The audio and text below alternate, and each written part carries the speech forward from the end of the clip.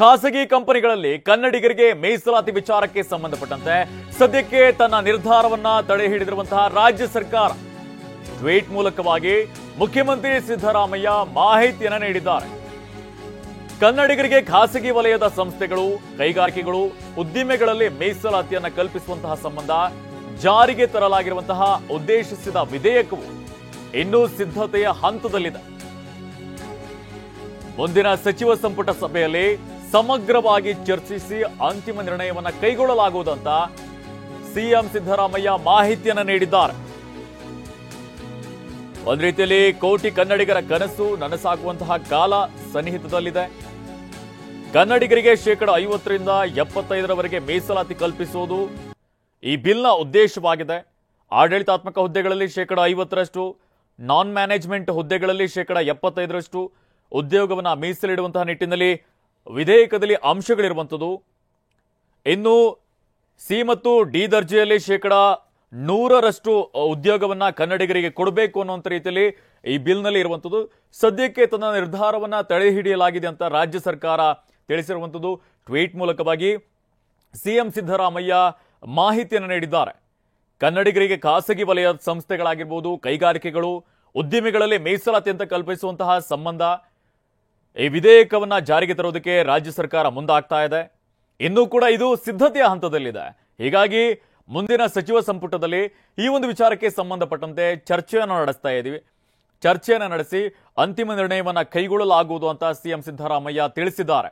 ಒಂದ್ ಕಡೆಯಲ್ಲಿ ಹಲವಾರು ಉದ್ಯಮಿಗಳು ಕೂಡ ಇದಕ್ಕೆ ವಿರೋಧವನ್ನ ವ್ಯಕ್ತಪಡಿಸ್ತಿರುವಂಥದ್ದು.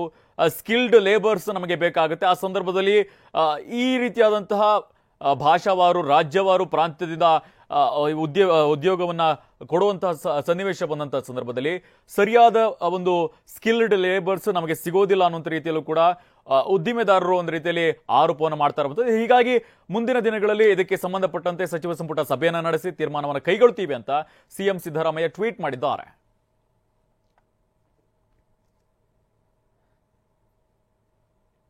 ಬೆಂಗಳೂರಿನಲ್ಲಿ ಫರ್ನಿಚರ್ ಶಾಪ್ನಲ್ಲಿ ಅಗ್ನಿ ಅವಘಡ ಸಂಭವಿಸಿದೆ. ವಿಜ್ಞಾನ ನಗರದ ಬಸ್ ನಿಲ್ದಾಣ ಬಳಿ ಇರುವಂತಹ ಅಂಗಡಿಗೆ ಬೆಂಕಿ ತಗುಲಿರುವಂಥದ್ದು. ಶಿವರಾಜನ್ ಎನ್ನುವಂತಹ ಅವರ ಫರ್ನಿಚರ್ ಶಾಪ್ ಇತ್ತು, ಅದು ಬೆಂಕಿಗೆ ಆಹುತಿಯಾಗಿದೆ. ಶಾಪ್ ಕ್ಲೋಸ್ ಮಾಡಿದ ಬಳಿಕ ಈ ಒಂದು ಅವಘಡ ಸಂಭವಿಸಿದೆ. ಅದೃಷ್ಟವಶಾತ್ ಯಾವುದೇ ಪ್ರಾಣಾಪಾಯ ಸಂಭವಿಸಿಲ್ಲ. ಇನ್ನು ಸ್ಥಳಕ್ಕೆ ಆಗಮಿಸಿದ ಬೆಂಕಿ ನಂದಿಸಿರುವಂತಹ ಅಗ್ನಿಶಾಮಕ ಸಿಬ್ಬಂದಿ ಬೈಯಪ್ಪನಹಳ್ಳಿ ಪೊಲೀಸ್ ಠಾಣಾ ವ್ಯಾಪ್ತಿಯಲ್ಲಿ ಪ್ರಕರಣ ದಾಖಲಾಗಿದೆ.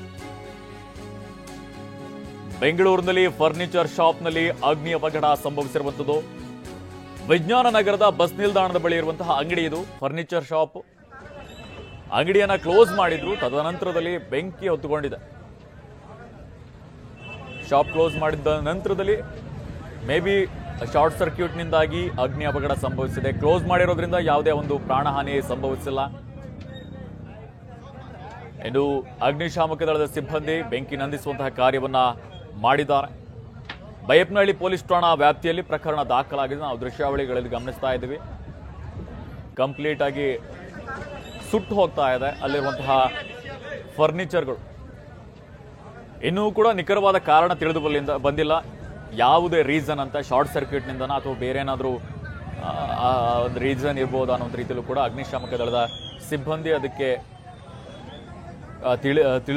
ತಿಳಿಸ್ತಾರೆ. ಯಾಕಂದ್ರೆ ಅವರು ಇವಾಗ ಅಲ್ಲಿ ಬೆಂಕಿ ನಂದಿಸುವಂತಹ ಕಾರ್ಯವನ್ನು ಮಾಡುತ್ತಾ ಇದ್ದಾರೆ. ನಿಖರ ಕಾರಣ ಇನ್ನೂ ಕೂಡ ತಿಳಿದು ಬಂದಿಲ್ಲ. ವಿಜ್ಞಾನ ನಗರದ ಬಸ್ ನಿಲ್ದಾಣದ ಬಳಿ ಇರುವಂತಹ ಫರ್ನಿಚರ್ ಶಾಪ್ ಇದು.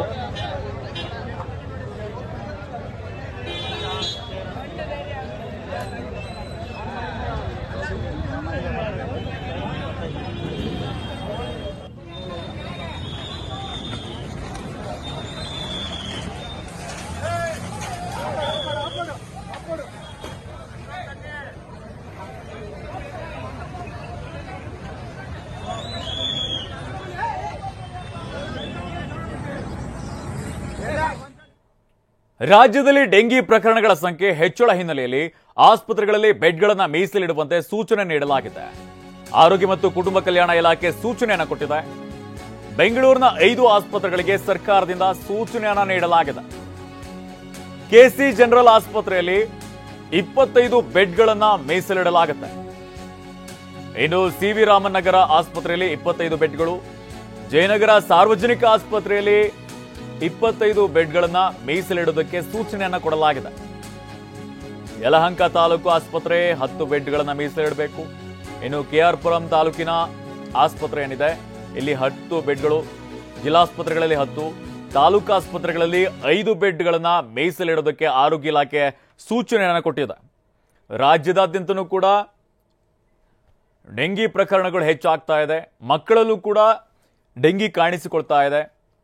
ಹಾಗೆಯೇ ಚಿಕನ್ ಗುನ್ಯಾನು ಕಾಣಿಸಿಕೊಳ್ತಾ ಇದೆ. ಈ ಹಿನ್ನೆಲೆಯಲ್ಲಿ ಒಂದು ರೀತಿಯಲ್ಲಿ ರಾಜ್ಯ ಸರ್ಕಾರ ಒಂದು ರೀತಿಯಲ್ಲಿ ಜಾಗೃತಿಯನ್ನ ವಹಿಸ್ತಾ ಇರುವಂತದ್ದು, ಮುಂಜಾಗ್ರತೆಯನ್ನ ವಹಿಸ್ತಾ ಇದೆ. ಹಾಗಾಗಿ ಆಸ್ಪತ್ರೆಗಳಲ್ಲಿ ಈ ಪ್ರಕರಣಕ್ಕೆ ಸಂಬಂಧಪಟ್ಟಂತೆ ಬೆಡ್ಗಳನ್ನ ಮೀಸಲಿಡೋದಕ್ಕೆ ಸೂಚನೆಯನ್ನ ಕೊಟ್ಟಿರುವಂತದ್ದು. ಹೀಗಾಗಿ ಆರೋಗ್ಯ ಮತ್ತು ಕುಟುಂಬ ಕಲ್ಯಾಣ ಇಲಾಖೆ ಹಲವಾರು ಆಸ್ಪತ್ರೆಗಳಿಗೆ ಸೂಚನೆಯನ್ನ ಕೊಟ್ಟಿದೆ. ಬೆಂಗಳೂರಿನ 5 ಆಸ್ಪತ್ರೆಗಳಿಗೆ, ಸ್ಪೆಸಿಫಿಕ್ ಆಗಿ ಬೆಂಗಳೂರಿನಲ್ಲಿ 5 ಆಸ್ಪತ್ರೆಗಳಿಗೆ ಸೂಚನೆಯನ್ನ ಕೊಟ್ಟಿರುವಂತದ್ದು. ಕೆ.ಸಿ. ಜನರಲ್ ಆಸ್ಪತ್ರೆ, ಸಿ.ವಿ. ರಾಮನ್ ನಗರ ಆಸ್ಪತ್ರೆ, ಹಾಗೇನೆ ಜಯನಗರದ ಸಾರ್ವಜನಿಕ ಆಸ್ಪತ್ರೆ, ಯಲಹಂಕ ತಾಲೂಕು ಆಸ್ಪತ್ರೆ, ಕೆ.ಆರ್.ಪುರಂ ತಾಲೂಕಿನ ಆಸ್ಪತ್ರೆ, ಹಾಗೇನೆ ಜಿಲ್ಲಾಸ್ಪತ್ರೆಗಳು, ತಾಲೂಕು ಆಸ್ಪತ್ರೆಗಳಲ್ಲಿ ಇಂತಿಷ್ಟು ಬೆಡ್ಗಳನ್ನ ಮೀಸಲಿಡಬೇಕು ಅನ್ನೋ ರೀತಿಯಲ್ಲಿ ಸೂಚನೆಯನ್ನ ಕೊಟ್ಟಿರುವಂತದ್ದು.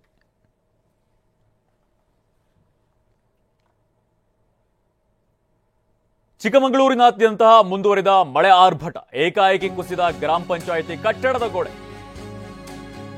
ಗುಡ್ಡೆತೋಟ ಗ್ರಾಮ ಪಂಚಾಯಿತಿ ವ್ಯಾಪ್ತಿಯ ಶಾಂತಿ ಗ್ರಾಮದಲ್ಲಿ ಈ ಒಂದು ಘಟನೆ ನಡೆದಿದೆ.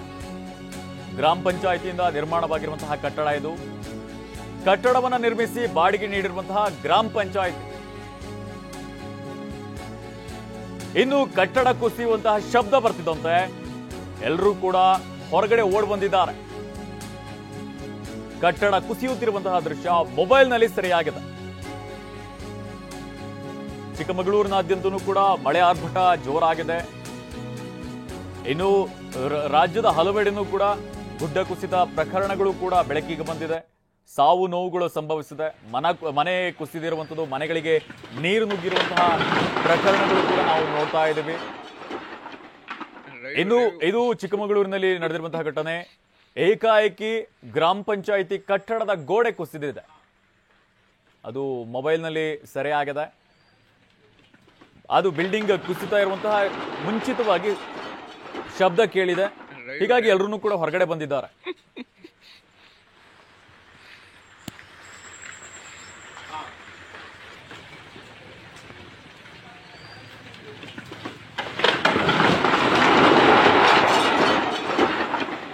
Leo.